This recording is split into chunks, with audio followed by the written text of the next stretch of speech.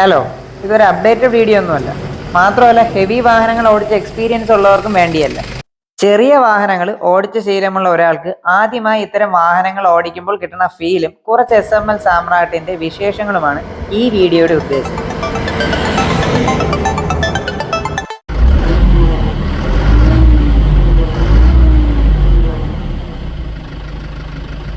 Cabin look നല്ല retro ആയി feel ആകാറുണ്ട് പലപ്പോഴും. കാരണം 90 മുതൽ ഈ ക്യാബിൻ തന്നെയാണ് SMLന്റെ മുഖം.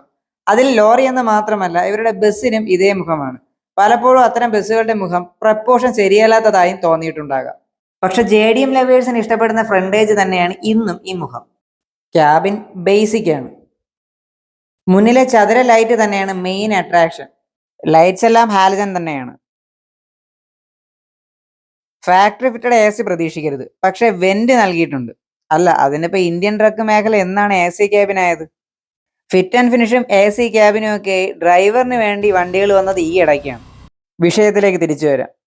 ഇവിടെ എയർ വെന്റിലേഷൻ മുകളിൽ ഇരുവശങ്ങളിലുമായി കാണാം. ഇത് തുറക്കാനോ അടയ്ക്കാനോ ഒക്കെ ഒരു നോബിന്റെ സഹായത്താൽ കഴിയും. അത്യാവശ്യം ഡ്രൈവറിന് വിസിബിലിറ്റി തരുന്ന ക്യാബിൻ തന്നെയാണ്. പക്ഷെ വാഹനം വലുതാവും തോറും നേരിടുന്ന പ്രശ്നമാണ് ബ്ലൈൻഡ് സ്പോട്ട്. ക്യാബിനുള്ളിൽ കയറാൻ ഈ ഗ്രാബ് ഹാൻഡിൽ ഒരുപാട് സഹായിക്കുന്നുണ്ട്. ഉള്ളിലോട്ട് കയറിയാൽ ആദ്യം ശ്രദ്ധിക്കുന്നത് 3 സ്പോക്ക് സ്റ്റിയറിംഗ് വീലാണ്. എവിടെയൊക്കെയോ ഒരു JCBയുമായി സാമ്യം തോന്നി. ഹൈഡ്രോളിക് സ്റ്റിയറിംഗ് ആണ്. അതിന്റെ റിസർവോയർ ഇവിടെ കാണാം. റീച്ച് ഇല്ല, ടിൽറ്റ് അഡ്ജസ്റ്റ് ഉണ്ട്. ക്ലച്ചും ഹൈഡ്രോളിക് അസിസ്റ്റഡ് ആണ്. പക്ഷേ കാലപ്പഴക്കം അറിയാൻ ക്ലച്ച് കുറച്ച് ടൈറ്റ് ആണ്. ക്ലച്ചിന്റെ ഫ്ലൂയിഡ് ടാങ്ക് ആണ് ഈ ലിഡ് മാറ്റിയേ കാണുന്നത്. കോമ്പിനേഷൻ സ്വിച്ച് എല്ലാം ഒരു ബേസിക് മാരുതി കാർ ഉപയോഗിക്കുന്നവർക്ക് മനസ്സിലാകും. ഇടതുവശത്ത് വൈപ്പർ സ്പീഡും വാഷറും കാണാം. വാഷർ ഫ്ലൂയിഡ് ടാങ്ക് ഇടതുവശത്ത് ക്യാബിന്റെ ഉള്ളിലായി കാണാം. വലതുവശത്ത് ഹെഡ്ലൈറ്റ് ഫംഗ്ഷൻസും ഇൻഡിക്കേറ്ററും കാണാം. ഡ്രൈവർ ഉൾപ്പെടെ 3 പേർക്ക് ഇരിക്കാൻ പാകത്തിനാണ് സീറ്റിന്റെ നിർമ്മാണം. ഒരുമയുണ്ടെങ്കിൽ കുറച്ചുകൂടെ പേർക്ക് ഇരിക്കാം. ഡ്രൈവർ സീറ്റ് 4-way അഡ്ജസ്റ്റബിൾ ആണ്. മുന്നോട്ടും പിറകിലോട്ടും 2, പിന്നെ ചാരി മുന്നോട്ടും പിന്നോട്ടും 2, അങ്ങനെ 2 2 4. അത്രേ ഉദ്ദേശിച്ചോളൂ. ഇൻസ്ട്രുമെന്റൽ ക്ലസ്റ്ററിലേക്ക് വന്നാൽ വലുപ്പത്തിൽ സ്പീഡോമീറ്ററും അതിനകത്തായിട്ട് ഓഡോമീറ്ററും ട്രിപ്പ് മീറ്ററും കാണാം. വലതുവശത്ത് മുകളിലത്തെ 2 മീറ്ററും എയർ ബാറിനെ സൂചിപ്പിക്കുന്നു.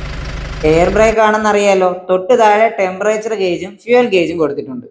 ഇതാണ് മുന്നിലത്തെ എയർ ബ്രേക്ക് ചേംബർ. ഇത് പിന്നിലത്തെ ചേംബർ. ഈ കാണുന്നതാണ് എയർ കംപ്രസർ. ഇവിടെ നിന്നുണ്ടാകുന്ന എയർ സ്റ്റോർ ചെയ്യുന്ന ടാങ്കാണ് ഈ കാണുന്നത്. ഹാൻഡ് ബ്രേക്കും എയർ അസിസ്റ്റഡ് ആണ്. മുന്നിലത്തെ ചേംബറിനെ അപേക്ഷിച്ച് പിറകിൽ കുറച്ചുകൂടി ചേംബറിന് വലുപ്പം വരാൻ കാരണം ഇവിടെ മുന്നിലത്തെ പോലെ സർവീസ് ബ്രേക്ക് അല്ലാതെ സ്പ്രിംഗ് ബ്രേക്ക് കൂടിയുണ്ട്. സിമ്പിളായി പറഞ്ഞ ഹാൻഡ് ബ്രേക്ക് പിൻചക്രങ്ങളെ മാത്രമാണല്ലോ ലോക്ക് ചെയ്യുന്നത്. അതിന്റെ മെക്കാനിസം കൂടി ഇതിനകത്തുണ്ട്. ഈ സ്വിച്ച് എഞ്ചിൻ ബ്രേക്ക് ആണ് കേട്ടോ. അറിഞ്ഞൂടാത്തവർക്കായി, എഞ്ചിൻ ബ്രേക്ക് എന്നാൽ ലോഡ് വെച്ച് നല്ല ഇറക്കം ഇറങ്ങുമ്പോൾ ബ്രേക്കിൽ മാത്രം സപ്പോർട്ട് ചെയ്താൽ ബ്രേക്ക് ലൈനർ ചൂടാകാനും ബ്രേക്കിംഗ് എഫിഷ്യൻസി നഷ്ടപ്പെടാനും ബ്രേക്ക് ലൈനർ പെട്ടെന്ന് റീപ്ലേസ് ചെയ്യുന്നതും ഒക്കെ ഒഴിവാക്കാനായിട്ട് ഉപയോഗിക്കുന്നതാണ് എഞ്ചിൻ ബ്രേക്ക്. അതിലൂടെ വാഹനത്തിന് കൂടുതൽ ട്രാക്ഷൻ കിട്ടുന്നു, വേഗത കൺട്രോൾ ചെയ്യാൻ കഴിയുന്നു. ട്രാൻസ്പോർട്ട് വാഹനങ്ങൾക്കെല്ലാം GPS നിർബന്ധമാണ്. അതുപോലെ തന്നെ സ്പീഡ് ഗവർണറും. ട്രാൻസ്പോർട്ട് വാഹനം എന്ന മഞ്ഞ മോഡിൽ കറുപ്പിലെഴുത്തുള്ള വാഹനങ്ങൾ. ഇതൊരു BS4 എമിഷൻ നോംസ് വാഹനമാണ്. അതിനാൽ ഇതിൽ ആഡ് ബ്ലൂ ഇല്ല. മാത്രമല്ല വലിയ സെൻസറുകളും ഇല്ല. അതിനുദാഹരണമാണ് ആക്സിലേറ്റർ പോലും കേബിൾ അസിസ്റ്റഡ് ആണ്. സസ്പെൻഷൻ സെറ്റപ്പ് സെമി എലിപ്റ്റിക്കൽ അല്ലെ ലീഫാണ് മുന്നിലും പിന്നിലും. അതിന് സപ്പോർട്ടായി ഓരോ ഡാമ്പറും കാണാം. ഇത്തരം വാഹനങ്ങൾ ഓടിക്കാൻ ഏറ്റവും സുഖം ഫാക്ടറിയിൽ നിന്ന് വരുന്ന നേരമായിരിക്കും. കാരണം ബോഡി പണിയുന്നത് പോലെ തന്നെ ലീഫിന്റെ എണ്ണവും ഉപയോഗം അനുസരിച്ച് കൂട്ടേണ്ടി വരും. ഇത് വാഹനം കൂടുതൽ സ്റ്റിഫാക്കും. ഇതൊന്നും മയപ്പെടണേ ആവശ്യത്തിനുള്ള ലോഡ് ഉണ്ടായിരിക്കണം, അല്ലെ ഇതുപോലെ ചാട്ടമായിരിക്കും. NVHനെ പറ്റിയും പറയാതെ പോകാൻ സാധിക്കില്ല. പുറത്തെ ടയർ നോയ്സും മറ്റും അകത്തധികം കേൾക്കാൻ വഴിയില്ല. കാരണം ഉള്ളിലെ എൻജിൻ സൗണ്ട് പുറത്തുള്ള സൗണ്ടിനെ ഒന്നും തന്നെ അകത്തേക്ക് കടത്തിവിടുന്നില്ല. അടുത്തിരിക്കുന്ന 2 പേര് സംസാരിച്ചതാണ് ആ കേട്ടത്. ക്യാബിൻ്റെ ഉൾവശം പെട്ടെന്ന് ചൂടാകുന്നുണ്ട്. കാരണം സിമ്പിൾ, ക്യാബിൻ്റെ തൊട്ട് താഴെയാണ് എൻജിൻ ഇരിക്കുന്നത്. അതിനെ ചെറുക്കാൻ ഒരു ഇൻസുലേറ്ററും ക്യാബിനിൽ കാണാനില്ല. കേവലം ക്യാബിൻ്റെ ഷീറ്റ് മെറ്റലിൻ്റെ കനം മാത്രമേ ഇവിടെയുള്ളൂ. പിന്നെ ഈ സീറ്റിൻ്റെ സ്പോഞ്ചും. വെറുതെ അല്ല ക്യാബിനെല്ലാം AC വേണമെന്ന് ഗതാഗത വകുപ്പ് പറഞ്ഞത്. ഈ വാഹനത്തിന് മാത്രമല്ല, ഈ സെഗ്മെന്റിൽ അന്നുണ്ടായിരുന്ന മിക്ക വാഹനങ്ങളും ഇത് തന്നെയാണ് അവസ്ഥ. ഡോർ പാഡെല്ലാം ബേസിക് ആണ്. ബോട്ടിൽ ഹോൾഡർ ഒന്നും പ്രതീക്ഷിക്കരുത്. പിറകിലെ ഈ ഗ്ലാസ് വിൻഡോ അതാത് ബോഡി കെട്ടുമ്പോൾ വെറുതെ ആയതുപോലെ തോന്നി. ഈ വാഹനത്തിന്റെ വീൽ ബേസ് വന്നിട്ട് 2815 mm ആണ്. കൊമേഴ്ഷ്യൽ വാഹനമായതുകൊണ്ട് അൺലാഡൻ ഭാരം 2800 കിലോഗ്രാമും GVW 9500 കിലോഗ്രാമുമാണ്. അൺലാഡൻ എന്നാൽ വണ്ടിയുടെ മാത്രം ഭാരമാണ്. GVW എന്നാൽ വാഹനത്തിന്റെ ഭാരം പ്ലസ് ലോഡിന്റെ ഭാരത്തിന്റെ ആകെത്തുക എന്ന് സാരം. അപ്പോൾ ഇത്തരം വാഹനങ്ങൾ ഓടിക്കുന്നതിന് മീഡിയം ലൈസൻസ് അല്ലെങ്കിൽ ഹെവി ലൈസൻസ് അത്യാവശ്യമാണ്. ഇനി ടിപ്പറിന്റെ ഏറ്റവും പ്രധാനപ്പെട്ട ഘടകം PTO ലിവർ. പുതിയതല്പം വ്യത്യസ്തമാണ്. ടിപ്പറിന്റെ ടിപ്പ് താഴുന്നതും പൊങ്ങുന്നതും ഒരു PTO സിസ്റ്റം വഴിയാണ്. PTO എന്നാൽ എഞ്ചിൻ പവറിനെ വീലുകളിൽ കൊടുക്കുന്നതിന് പകരം വാഹനത്തിന്റെ മറ്റ് എക്യുപ്മെന്റിന് പ്രവർത്തിക്കാൻ ആവശ്യമായ പവറാക്കി കൺവേർട്ട് ചെയ്യുന്ന സിസ്റ്റം. ട്രാക്ടർ, JCB പോലുള്ള വാഹനങ്ങളൊക്കെ ഇതിന് ഉദാഹരണമാണ്. ഇവിടെ ടിപ്പ് എൻഗേജ് ചെയ്യാൻ ആദ്യം എഞ്ചിൻ സ്റ്റാർട്ട് ചെയ്യുക, ഗിയർ ന്യൂട്രൽ ആണെന്ന് ഉറപ്പിക്കുക. വീണ്ടും ക്ലച്ച് ചവിട്ടി ഈ കാണുന്ന ലിവർ മുകളിലേക്ക് പിടിച്ചിടുക. ശേഷം ക്ലച്ച് റിലീസ് ചെയ്യുക. തൊട്ടടുത്തുള്ള ലിവർ താഴേക്ക് പ്രസ് ചെയ്താൽ ടിപ്പ് മുകളിലേക്ക് പോവുകയും ഓപ്പോസിറ്റ് പ്രസ് ചെയ്ത് കഴിഞ്ഞാൽ ടിപ്പ് താഴോട്ട് വരികയും ചെയ്യും. സിസ്റ്റം ഡിസെൻഗേജ് ചെയ്യാനായിട്ട് വീണ്ടും ക്ലച്ച് ചവിട്ടി PTO സ്വിച്ച് താഴ്ത്തുക.